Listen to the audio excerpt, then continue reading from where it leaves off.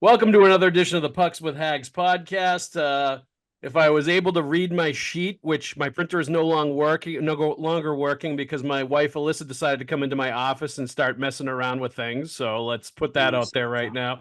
So I have no sheet. We're gonna go without sheet, and I'm gonna totally throw my wife under the bus right now. There you go. Please don't give her any more sheet. The 94th episode of the Pucks with Haggs podcast is powered by Prize Picks, the exclusive daily fantasy partner of the CLNS Media Network. I have with me today longtime friends and colleagues, Mark Divver from the New England Hockey Journal and Mick Colageo. Mick, quickly, please tell everybody where they can find your work, my friend. I write a weekly column on Sundays for BostonHockeyNow.com. I'm in the seasonal issues of the Hockey News when they do those big ones, and covering the Bruins. And I got my own Rink Rap blog, following in the footsteps of Mark Divver, aspiring to be like Mark Divver. He's such a great blogger. But at my Rink Rap blog, I have linked to X and Facebook as well. So that's pretty much it, guys. And I'm on every week with Pete Shepard too. There you go. Mark, anything you would like to plug, my friend? Nothing. I haven't done anything in weeks. So Congratulations. That is phenomenal. That is a hockey writer, now man of leisure with a lot of idle time right now, not being at the rink so much. My focus, I got my tomatoes in the ground and my pumpkins, and I'm ready to sit back and watch the weeds grow around them. This is the first year I didn't do tomatoes in about 5. You got to have some of that in the spring/summertime once the hockey season's over, where you just kind of like watch the grass grow for a little bit or the tomatoes grow, whatever the case may be. Mark, we have not talked to you in a bit. Just your thoughts on the end of the Bruins season, the end of season press conference with Cam and Donnie and Charlie Jacobs and Jim Montgomery, and kind of what you're expecting this offseason now that we're officially in it. Well, it certainly shapes up to be a very interesting offseason with, the Bruins have money to spend. They have holes to fill. They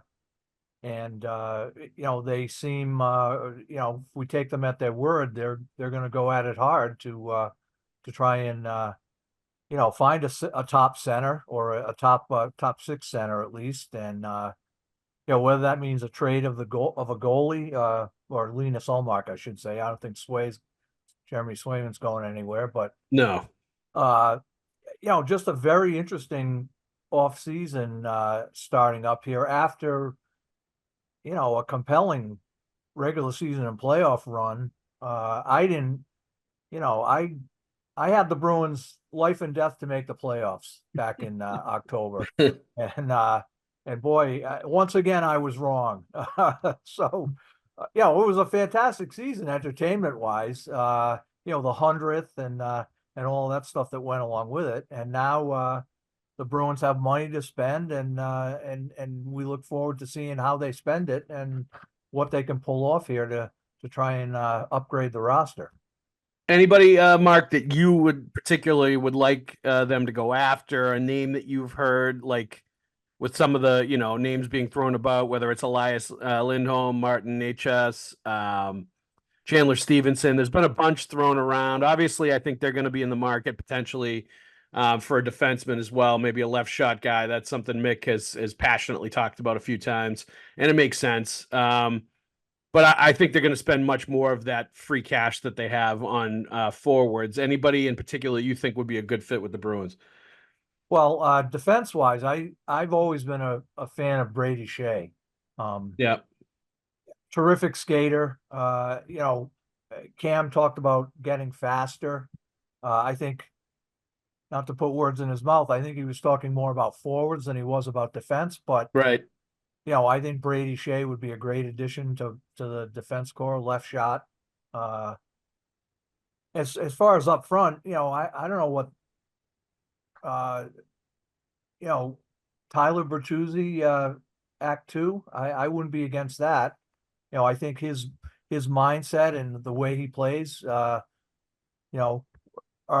something you need to go far in the playoffs. Although certainly last year that didn't happen. with him, but I like him, and I'm anxious to see what happens with the center position, whether whether they can who they can bring in to fill that.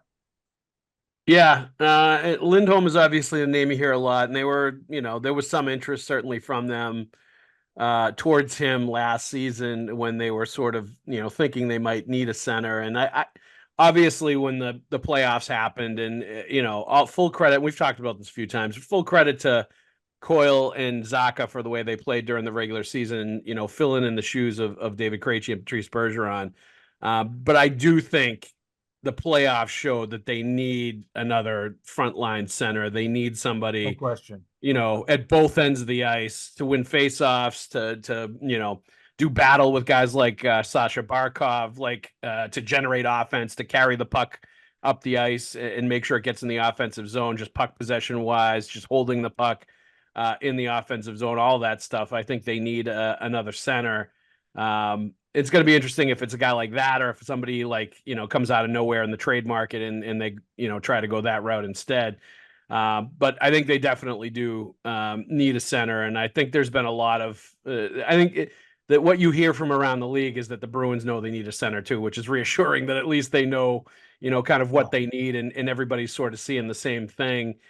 One thing I would say about that end of season press conference, Mick, was they did talk about speed and getting faster, and I think that's something they need to do. But they also need to continue to get, and Cam, I think, mentioned this too, guys that win 50-50 puck battles, guys that want the puck, harder players. You continue to watch the playoffs and you continue to watch the Florida Panthers. You're not going to beat a team like that until you start getting harder, faster, just players that are willing to run through a wall to get the puck. Because you continue to see, even though the Rangers, are even in the series right now, Florida's doing the same thing to the Rangers that they've done to everybody else in the playoffs. They've dominated those games territorially, shots on net wise. Shesterkin obviously is playing out of his mind right now. And, they have enough firepower to at least pop in a few goals. But I think you're going to need to get, faster and harder players, Mick, if you're going to get past a team like Florida, even if the salary cap starts to cut into their depth a little bit. If the counterattack is your only form of attack, then you're in big trouble in a playoff series. Yeah. I think college hockey, a goalie can stand on his head and a team can be opportunistic and steal a game and advance in a tournament. I don't think that it's a lot less likely in the Stanley Cup playoffs, and it gets less and less likely as you get closer to the end when the teams are really getting to be legit. And right now, I think that the way the rink's been tilted, the shots on goal, the chances are telling us that, yeah, the Rangers are a more well-oiled machine, a more actualized version of their potential than the Bruins are at this point in the process. And therefore, they're faring better in the series on the scoreboard. But they're like the Bruins. They're overmatched at center. Zibanejad isn't matching up. And Trocheck, for all of his, P&V, I just don't think that. And then Lundell's an emerging player who allows Maurice to put Bennett with Barkov at times and really try to overwhelm an opponent. That's a team that can push the way the Bruins were able to push in the heyday of Julian's team. And right now, the Rangers they're just better at cashing in on what they get than the Bruins were, still groveling about 4 breakaways in the second period of game 6. When you don't get anything else, those are hard to convert. Those become harder to convert. And I think the Rangers are a little better, but right now, the way the Panthers are pushing, they look like they're never going to look back. And now maybe I'm wrong. Maybe the Rangers are going to play the best game of the series and make this thing a toss-up. But boy, you're right about Florida. They're heavy and they have strength in the middle of the rink, and they win inside ice. They win 50-50s. And that's, to me, if you can't get the exact player that you want and you can't win in a competitive market, the big battle for a superstar player is going to change your team. At least take the opportunities you have in this unique summer to trend your team toward being that kind of team so that you can be more competitive and not be so outplayed in a series against them.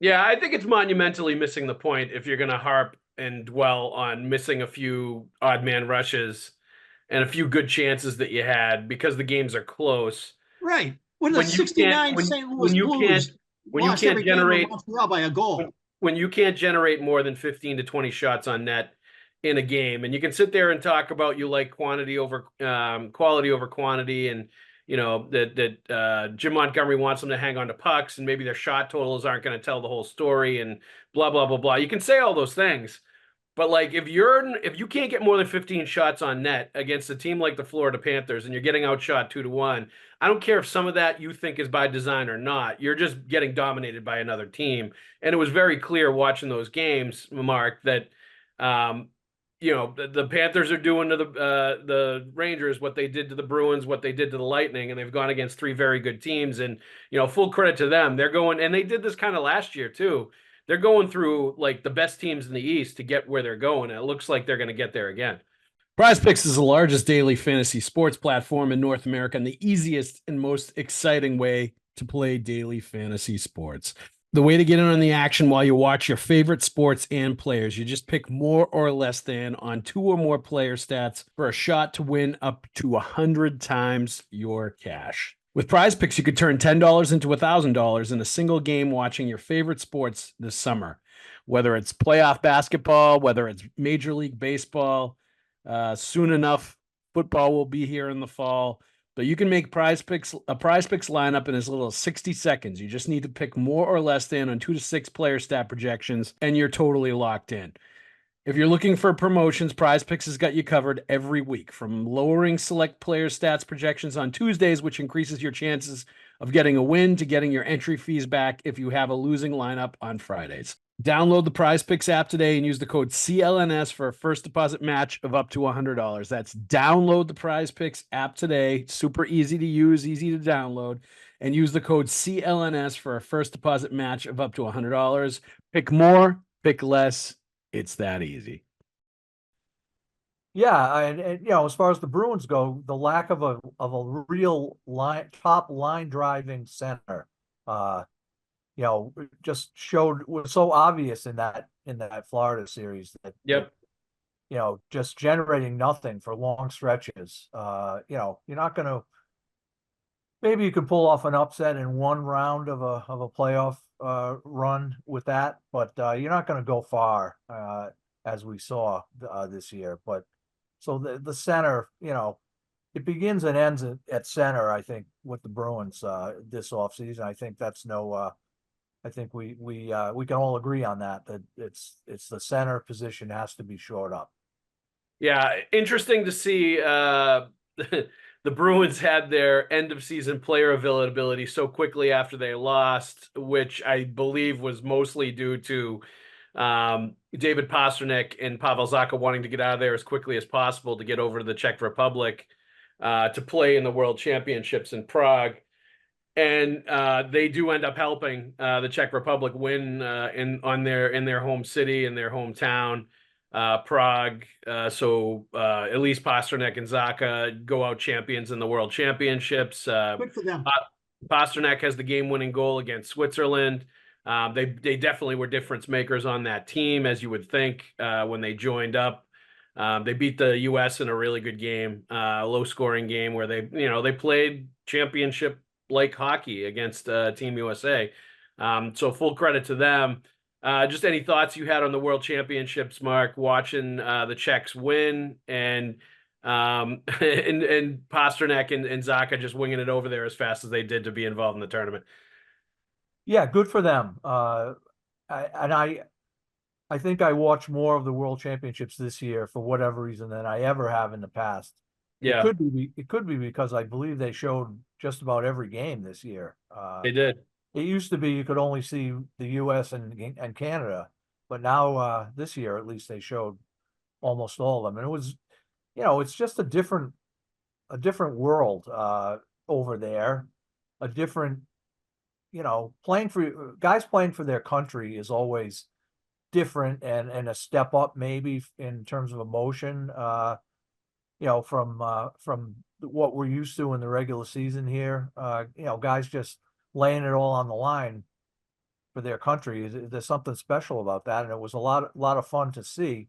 It was great for Pasta. I mean, you stop and think that this guy's a worldwide superstar in hockey. Yep. He scores that unbelievable goal to beat Toronto. He goes over there, scores one goal, and it's the game winner to win the World Championships. He's just you gotta love him. You gotta love him. And I can't. It's been 10 years now since he arrived. Is that right? Hard to believe. Yeah. I can't believe that. I really can't. That's mind-boggling to me. That it's been that many. He's been here that long. I'm still. You want to call him a kid. He's not a kid. He's a married man with a family and all of that. And it's just great to see him succeed like this on the world stage. Tremendous. Yeah. I mean, he's a grizzled veteran now. He really is. He's one of the leaders on that Bruins team. And he, look, he didn't have the best playoff. For him to not be the leading scorer on the Bruins in any playoff is statement of his consistency in that playoff. He ends up with 4 goals and 8 points in 13 games. But he had the biggest moment the Bruins had in the playoffs, no question about it. And it was big for him, I think, to have that kind of moment in the playoffs, Absolutely. to get an overtime game winner. I think it was something for him to build on as far as his playoff performance goes. But you do have to, I think, when you see them win in their home city, when you know that Pastrnak was extremely pissed off about the Czech team not being invited to the Four Nations and being left out of that tournament. I'm sure that was part of their motivation for going over there and trying to help win too. But, to think of it in terms of they're in Prague, they win, they're in front of their countrymen and their friends and family. And, for so much of their careers, they don't get to play in front of them and they don't get to play in that country. For them to be able to do that, that's just a unique experience that was good for them. And you're happy to see it. But I'm interested to see, if Pasta Mick can build on this and continue to take some of the postseason successes and, big stage successes that he's having and turn into really that playoff performer that the Bruins are definitely going to need as they continue to build towards a cup contender. Yeah, I feel like he's a better player than the one that scored 61 goals last year. Yeah. I feel like he took the team on his shoulders. I felt like he was much better at the end of shifts, much better at the end of periods. And I felt like he became a much better tired player when he was asked to do more. He really grew his game and he made other players better. And I think, they tried to play Pastrnak in the playoffs like a basketball team. Don't let this guy beat us. Take your chances on the rest of the team. Don't let that guy beat us.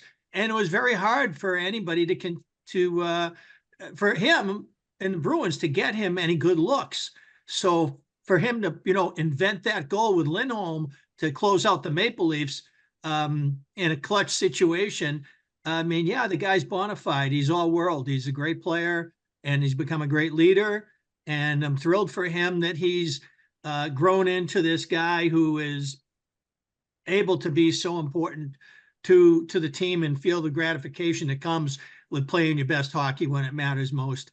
And so for me, I look at what happened to him in these playoffs in terms of limitations and ceiling, much more in terms of what the Bruins had beside him and around him rather than him. I felt like he was good, and I got no issues with him.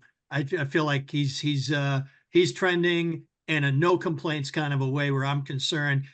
He's worth every penny right now, and he's really become a great player for the Bruins and a generational player. I feel a lot better about him being on the all-time 20 than I did the day it was selected.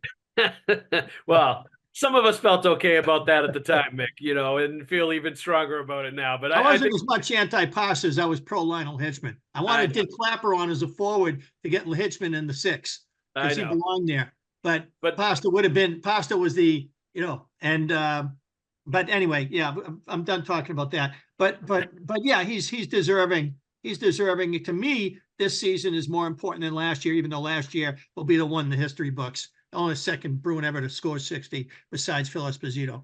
Well, that's why I've long viewed this as a transitional year, because it was on guys like Pastrnak and McAvoy to take bigger control of that team and more control of that team, in addition to Brad Marchand, and sort of, be the one steering the ship and taking on tons of responsibility.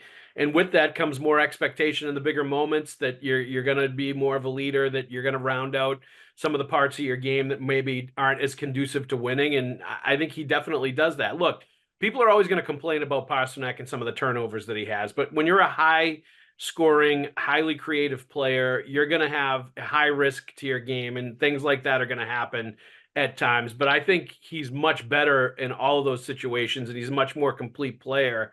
And Absolutely. he's a line driver as a wing. Like, things would have been eminently worse for the Bruins against the Florida Panthers if he wasn't, driving his line much more as a winger, without the real center. But I at this point, I think you need to find somebody that can really be a playmaker for him. You really, I think, need to find somebody that can get him the puck in spots where he can score, where he doesn't have to do as much as he's doing on the wing right now. And that's kind of part of the mandate this offseason. And maybe Natchez is that guy. Like, he definitely looks like a playmaker when you watch him play. When I watch him a lot in the World Championships, I liked his play and I liked what he was doing. And he looks like he could be that kind of player, paired with a guy like Pastrnak. So I think that's going to be interesting. I do have some questions here from readers, because, we're in a little bit of a lull in the offseason right now. So, like, let's let the readers have some say, and we can answer, their queries or their rants or whatever. Dave Mador, we did not belong doing as well as we did this year. Goaltending carried this team. The prior year, we went all in first round out. That was the one to be upset about. There was a lot more talent on that roster. Now, working with some space, maybe we can fill some of the holes in this roster. Let's face it, Bergeron is a hard one to replace. Not many players play like he did. As a player, I like Marchand. As a leader, I don't. McAvoy in the playoffs was not playing his game. I feel he and others were pressing too much to make offense and gave up pucks and too many chances. Keeping Swayman should be top priority. Allmark, I love the tandem, but if it puts you in a hard spot cap-wise to fill out your top six forwards, and that's Dave Mador on Facebook, covering a lot of ground there. The one thing I would take issue with is Marchand as a leader.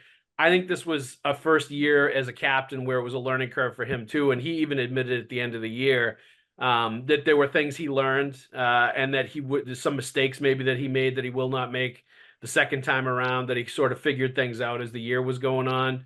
And I think maybe this is at times maybe being too critical of other people, other players, whatever. I'm putting words in his mouth. I'm just sort of extrapolating on what he said, or maybe reacting too much to certain situations rather than being a little more of that sort of even-keeled leader like Patrice Bergeron was. But at the same time, like, Marchand's going to be Marchand if he's going to be the captain. He can't try to be like Zdeno Chara, Patrice Bergeron, somebody else. And I think, at the end of the day, Mark, they had a great regular season. They got to the second round of the playoffs. He had a solid playoff himself. I think there are very few complaints about Marchand's first year as captain. Oh, I agree. I think he's growing into that role. As we go here, I think, there were times in the postseason even that things would happen on the ice, and you're kind of looking at him, waiting for him to maybe explode, like it has happened in the past. Yeah. And he didn't do that. He didn't. He was smart about it. And hopefully those kind of explosions, are in the rearview mirror permanently. But I think he still is a fiery guy and a good leader. And I think, I don't know. I don't know who at this point, who would you rather have as the captain? I think he's the guy. Yeah, no, I think he's the only guy in that team right now that I want as captain. I think maybe Pastrnak will be captain material, somewhere down the line, a few years from now. Yeah. I still think, I'm not sure Charlie McAvoy would. I think he's like the next captain of this team, even though he was probably strongly considered along with Marchand. Like, I think he's becoming a better leader, and I think he's starting to understand now the expectations and, you know, the sort of level of play that he has and the spot that he takes on the team and, you know, his responsibilities. I think he's starting to get that more and more and really starting to embrace it and understand it. But for me, he's still a guy that reacts certain ways after losses where like the accountability piece just isn't always there like it needs to be. And I think maybe it's just a personal thing with him and the way he processes losses, and he just has to sort of figure that out and get better at that. But you know, you can't have a captain that after a loss, you ask him questions and he just says, I don't know, I have to watch the video. Like, and says that over and over again. Like, you know what I mean? Or isn't there at all to talk after losses. And I think he got better at that as things were going on in the playoffs. I think he started to understand that's more of the leadership responsibility, is answering the questions as well as you can, being there to be accountable, to, you know, to say what needs to be said, being one of those faces that you can count on to be there, win or lose, after it's over. And I do think McAvoy made leaps, Mick, in that sort of category, in that arena, but I still think there's ways to go before he's going to actually be in a place where you would look at him as, you know, maybe a future captain of this team when it comes to that kind of thing. Yeah, this as a spokesperson to the press, no way. And I love him. I love him as a player. No, he's a great player. He's a terrific kid. I just think that he, you know, this is really where people, the fabric of people comes into play. And what do you cut out for? What are you supposed to do? If you read Jerry Cheever's book, Goaltender, which was written during the 70-71 season, there's a certain chapter in there where they're in Chicago and the writers say, hey, last year you were in the pack with everybody else and it was like 5 points between first and fifth. Why are you guys so good this year? You're killing it. And he went back to game 5 of the Rangers series, which they were losing at the end of the second period with the series tied 2-2 at home. And it was a story about Bobby Orr. Bobby Orr didn't get a letter with the Bruins until after the WHA had taken away Teddy Green, Eddie Westfall, and Busick got the captaincy back. And, you know, and Orr finally gets the A. You know, he only had second to last healthy season and full season. But you read that chapter and you get this distinct impression that the Bruins had 4 guys with the A and 1 guy who didn't have a letter who was really the C, and it was him. And It was his team. And you could reread this, you just like, holy crap, Orr was the captain. You know, it's and I think that Charlie Coyle is like a leader without a letter on this team. Maybe he wouldn't be the right guy to have that C because of how he would be in the room, the way whether he's confrontational, you know, the great personality to be that guy.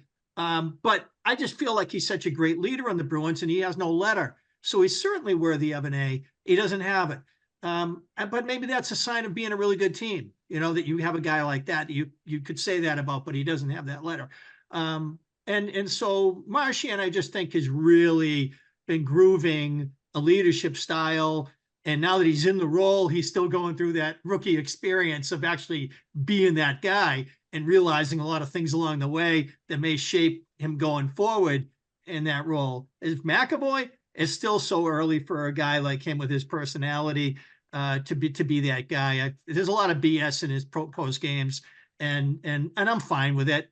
You know, I just feel like when you're the number 1 defenseman, you're the minute muncher, you're the matchup guy, and you're supposed to be the number 1 attack guy. You're trying to be all things. You're trying to be Ray Bourque out there. I don't think there's any more pressure in hockey than there is on that player, because you screw up, the team loses. You make the goalie look bad. You make everybody look bad. And I just feel like those kinds of players, to me, I would like to see Charlie McAvoy get a different kind of partner than he's had so far. I'd like to see a more physical player there. This Darnell Nurse stuff coming out of Edmonton right now, I know he makes a ton of money. He makes McAvoy money, so we're not going to see this happen. But believe me, my eyes were turning into dollar signs Starting to make Darnell Yeah. Nurse, Linus Ullmark trades dance in your heads right now, Mick? Absolutely. I mean, Van de Kane, the Nuge. I mean, I'm thinking all The kinds Nuge. of things all year. But now Nurse being thrown into this, and I'm thinking I would love to see McAvoy with Nurse on his left. That'd be hilarious. Those guys Yeah. would kill it. No, that would be a good partner for him, and that honestly, that's the kind of player I think the Bruins could use. Like that's the kind of defenseman I would like to see them get. Not necessarily Brady Shea's a good player, and definitely he would add to the speed, and like he's a good offensive defenseman. But I definitely think they need to add another defenseman that plays with physicality and nastiness and all that stuff. And I don't know if Brady Shea fits that bill or not, but like. They're also like depending on who's available in trade and like who's going to be out there. Different, maybe. They may not be. It may be a beggars can't be choosers kind of situation for the Bruins as far as the defensemen that they get. I don't think they're going to prioritize it. I just No. think they're going to like. I think they like what they got. Yeah, well, yeah, but ideally they bring in one more that makes Weatherspoon the 7th D, like the reserve D to start the year, and then you deal with the injuries as they come along, and then you don't necessarily have to throw Lowry into a top four role immediately either. You can put him there when it's, he's ready for it, and when, if he's playing at that level consistently and defensively as well, like you can leave him in there, even though I thought he was excellent in the playoffs for the most part. Are you excited for the NBA Finals with the Boston Celtics? You should be. Jason Tatum, Jaylen Brown, all kinds of stars. How cool would it be to actually go to one of the games at TD Garden and watch the Celtics? My friends, we've got an option for you. Game Time will help you get those tickets. Game Time makes getting NBA Finals tickets even faster and easier. Prices on the Game Time app actually go down the closer it gets to tip-off. With killer last-minute deals, all-in prices, views from your seat, and their lowest price guarantee, Game Time takes the guesswork out of buying NBA tickets. You pick out any specific games or matchups that you love to attend, and you get good deals for those tickets. Save up to 60% off buying last minute for sports, concerts, comedy, theater. Save even more with exclusive in-app deals and on select seats ahead of the game or event. The all-in pricing feature shows you the total up front with no surprise fees at the checkout. And don't you hate the surprise fees? Props to Game Time for no surprise fees. All right, so take the guesswork out of buying NBA Finals tickets with Game Time. Download the Game Time app, create an account, and use the code CLNS for $20 off your first purchase. Terms do apply, but again, create an account and redeem the code CLNS for $20 off your first purchase. Download the Game Time app today. Last minute tickets, lowest price guaranteed. One thing they did touch on there, Mark, and Mick talking about the goalie situation with Linus Ullmark. Brandon Bussi, do you think, having watched him for the last couple of years, that he is ready to be Ullmark's backup, to be a guy that's thrust into that situation and could potentially play, 30 You mean plus? Swayman's backup? Swayman's backup, excuse me. Do you think he's a guy that would be ready to do that next year, play 30 plus games in the NHL? I do think he's ready. I don't see that another year, a third year in the American Hockey League is gonna help him. I think he's ready now. He's what, 26 years old, I think now. I mean, it's time. It's time to see. Can he do it or can't he? I'm in the camp of he'll be just fine in the NHL, and I hope to see him get the opportunity. He's not going to get through waivers. I don't believe next season if they try and send him down again. So I think it's time to find out on him, and I'm confident that he'll be fine. Yeah, sure. Cut big. Fire up those Ullmark for Nurse rumors then that Mick wants to. Let's do it and bring in Bussi next year as Swayman's backup and bring up the backup the Brinks struck for Jeremy Swayman. All right, Mark Vaughn on Facebook. Interesting how the narrative for a team that came close to winning the President's Trophy again has suddenly shifted to this was a bridge year and the team overachieved, quote unquote. Past 9 years, we have made it beyond the second round only once. Hopefully, this is the year we finally recognize that very good regular season teams don't succeed in the NHL playoffs without big physical D and a complement of fast, skilled forwards. Go Bruins, and that's from Mark Vaughn on Facebook. Mark, on its face, I don't have a lot of issue with what Mark Vaughn is saying beyond, I think a lot of people said it was, they didn't shift when the year was over. I think most people felt this was kind of a bridge transitional year there, especially with the salary cap and the way it was trending, to have a lot more cap room to really like invest in the team and sort of go all in again this coming year. But just your thoughts generally on, that the Bruins have been first or second round teams in the playoffs for a while now. And I personally think the Bruins have figured it out, right? Because they constantly now add at the trade deadline physical players, like bigger, stronger guys that hit, add to the physicality going into the playoffs. And I think there's the belief maybe in the Bruins front office that you need like certain players, like offensive skill players, whatever, to get the points during the regular season, to get the wins, to, build up the points to be a playoff team. But then you need those heavy, physical guys that win puck battles, that pound on the defenseman, that, that will impose their will on the other team when it gets to the playoffs. And you need a mixture of those. And certainly I think they're also figuring out that you can't have Smurfs on defense. You can't have 5'8", 170-pound Matt Grzelcyk. As much as he had a great run with the Bruins, you just can't win in the playoffs with a defenseman like that. So I think at this point, honestly, there's a confidence that Cam and Donnie and the whole group with the Bruins, they understand now, having been through it for a while, what it takes to win in the playoffs, what they need in the regular season, and it's just a matter of bringing those players in. Yeah, I agree, and at the end of the season, really, there's only one team that's happy at the end, right? 31 teams are frowning because they didn't get there, but in terms of the heaviness, I think you're right, that maybe they have figured that out in the last couple of years, bringing those guys in at the trade deadline. So, maybe do things a little bit differently this time around and bring those guys in from day one if they can. And then you don't have to go looking for those guys in March. Or you can add even more of them in March. Or you can add more. Yeah, you can load up depth wise. But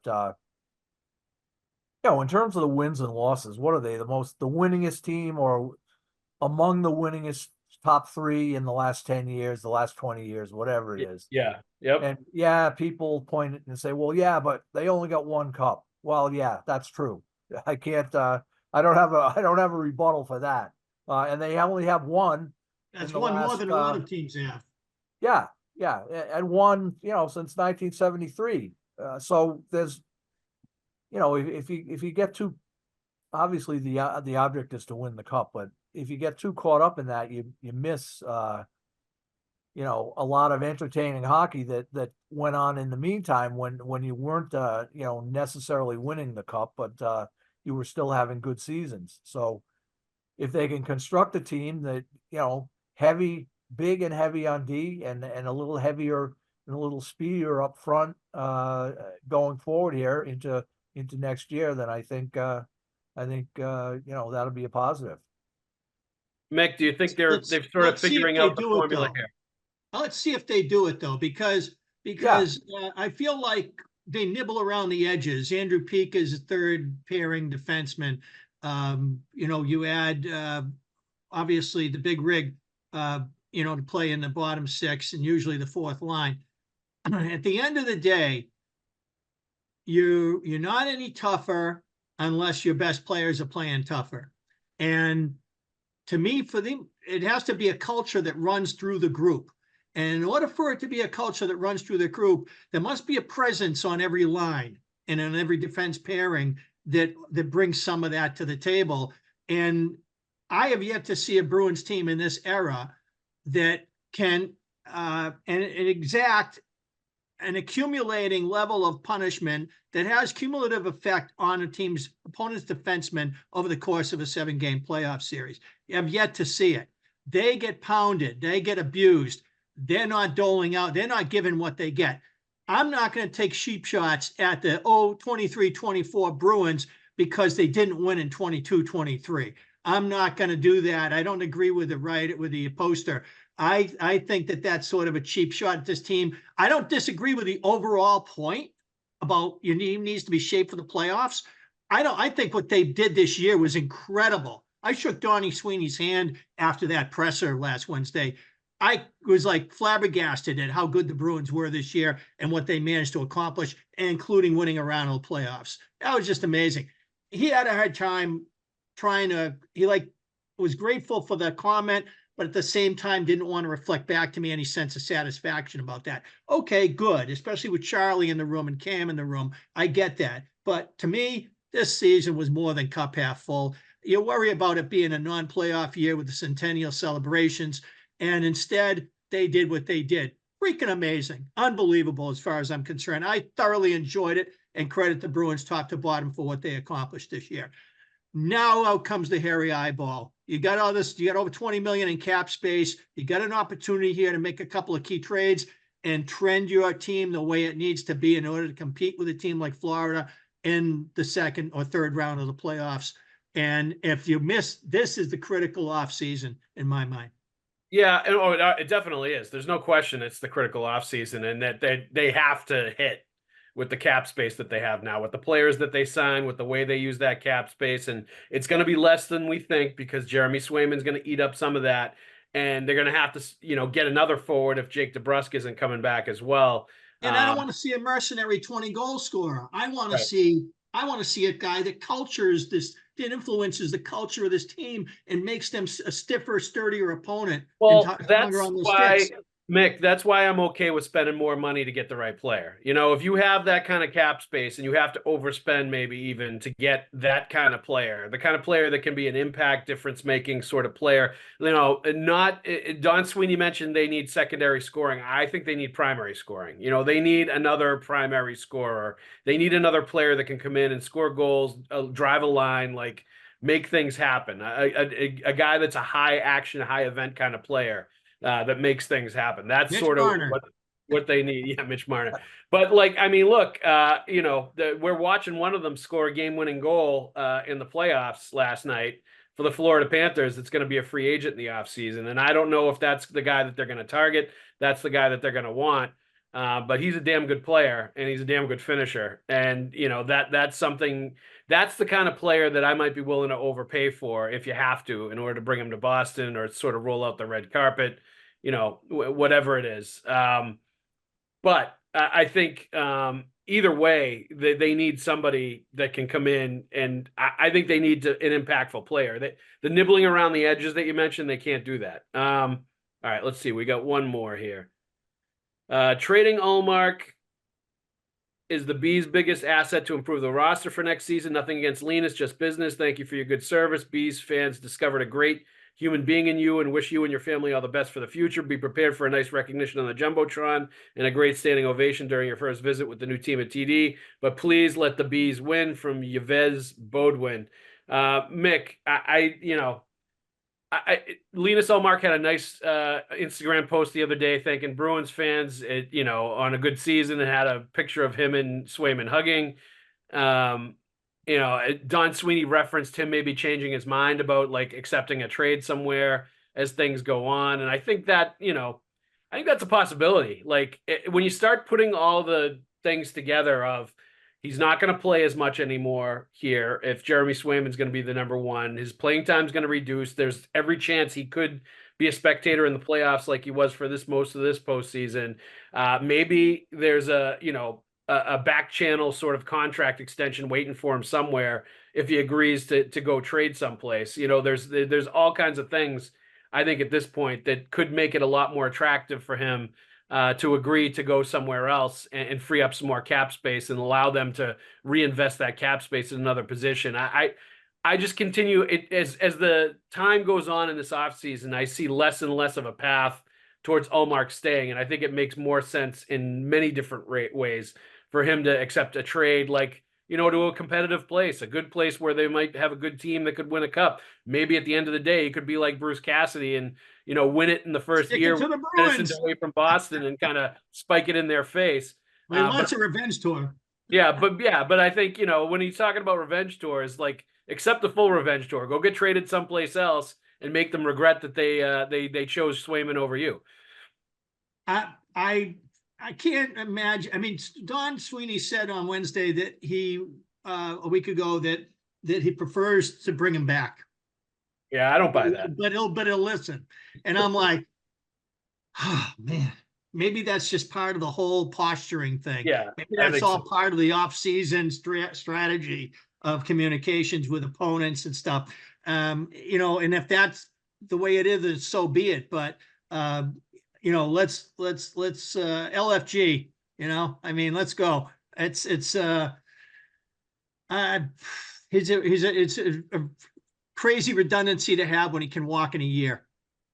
Why would you ever bring him back knowing you're going to pay Jeremy Swayman to be a number one, and you eventually the band breaks up? Why wait and get nothing? Well, why wait if you're him when if you serve as a backup this year, you're going to be killing your own earning power when you get to free agency. Like, why do that, Mark? It doesn't make any sense. I don't think he thinks like that. For I don't him, think, well, I think at a in certain deference to point, the athlete, these guys are so hyper competitive that Yeah. he goes out there just thinking every day's a new day and we both play. 2 But years that's- ago, I was the number one. Mick, that's why they pay agents to tell them these things and to remind them that, hey, dummy, you're going to want to go somewhere else and, you know, make sure I your hope value so. stays high I instead of hope like, so. We'll instead see. of like playing 35 games behind Jeremy Swayman and not doing anything in the playoffs. Mark, like, what do you? How do you see this? How do you see this? How do you see this play out, Mark? Well, he's looking after next year. He's probably looking at one more big contract, right? And after that, you know, he'll be too far along to age-wise to expect to get more than, you know, say a 2-year deal after that when he's in his 30s. Yep. So yeah, it's a chance for him to put big numbers up there as a starter someplace. And he, you know, I think that's the way, you know, not to put myself in his shoes, but that's how I would look at it. Yeah. That, you know, it's all business. You only got so much time to earn the big bucks, and he's well down the path toward the end of his time to earn the big bucks. So he's got to get out there next year and play and do well and set himself up for that one final big deal. Or maybe the trade would be, maybe they get the 1 year removed from the Vezina, maybe doing the career contract now is the move, you know, with a team that he gets traded to. Yeah, sure. You could do that. Because I'm sure whoever gets him wants him. Yeah, right. They're not going to, theoretically, they're not going to unload a big package to get him with the idea that, oh, well, yeah, he could walk after a year. No, you don't want that. But so yeah, they could extend him right away. Who knows? But I think, you know, Hanifin, that's what they do with Hanifin, right? He got the extension right away. They did. Well, I mean, yeah, the Bruins did it with Hampus Lindholm. Like it happens quite a bit whether it's back channels or, you know, whether we're going to take care of you in the off season, like whatever, you know, or next year we'll, as long as things work out. That I think a lot of times now there are these trades where there's an understanding, especially when it's a significant player, that he's going somewhere kind of knowing he's going to get taken care of there either immediately or somewhere down the line. And I would expect that could help grease the wheels for Ullmark to agree to a trade somewhere, as if he realizes or, you know, thinks that, you know, there's a potential extension. He even he even mentioned that, like when during his season ending thing, when he was having his stream of consciousness, just going through all kinds of answers and you know, talking about everything. And he mentioned in there a couple times, like stuff about contract extensions and you know, clearly his mind was on that a little bit at the end of season press conference. And that was something that he was thinking about as well. So I think that could be a big factor in him, like ultimately deciding to waive his no trade. All right, Mark and Mick, thank you very much for joining us. I want to know when Mark's going to get off that easy chair and go to a meat locker rink for some amateur event. No, why would you ever get off that easy chair? That thing looks awesome. I think I'm going to Mount St. Charles this weekend, Mick. It's going to be about 25. It's going to be about 25 degrees in there. I can't wait. There you go. See, I'll be in a rink / freezer this weekend too. I'll be up at the rinks in Exeter. My son Finn's playing for Team Massachusetts at that New England rivalry challenge thing with all the other New England states. So very cool. playing select teams from like Maine and fair. Vermont, New Hampshire and all that stuff. So I can't wait for that too. Anytime you can be in like the middle of June or the beginning of June and be in a rink, Mark, like you got to do it, you know? Well, and I know that Exeter rink well, and there's a nice bar right there in the middle of it. Oh, there certainly is. That Oh, yeah. overlooks the ice. That Yes. overlooks. You can watch the game and enjoy a refreshing beverage while you're doing it. So Yes, one of good Finn's place teammates, as a 9-year-old, got death threats from hammered parents at that bar during a game against the Seacoast Spartans. So, like, I know that bar well because it turns into them yelling at 9-year-old kids when they've had a few too many pops. So it'll be an interesting. Love them. Oh yeah, it'll be an interesting weekend for this. What I've heard is an outstanding tournament, the New England rivalry series. So it should be a lot of fun. I think Finn's just pumped to put on a Team Massachusetts jersey. That's going to be a pretty good treat for him. And all those kids, they're all going to have a really good time. A bunch of 11-year-old kids playing for the state. That'll be pretty fun. All right, Mick, Mark, thank you very much. Enjoy the rest of the summertime until I call you back to this podcast. Thanks, Joe. for having me. Great seeing you, Mark. You bet. Thanks, Mick. Stay in that easy chair for as long as you can, Mark. I'm going to close my eyes now, Joe, and maybe take a little nap. You know? There you go. Go take a siesta. That Until sounds the next good. podcast. And everybody else has been listening to the podcast is just waking up from the nap and you're going into the nap. It's fantastic. All right, everybody, thank you very much for listening. We'll see you at the rink.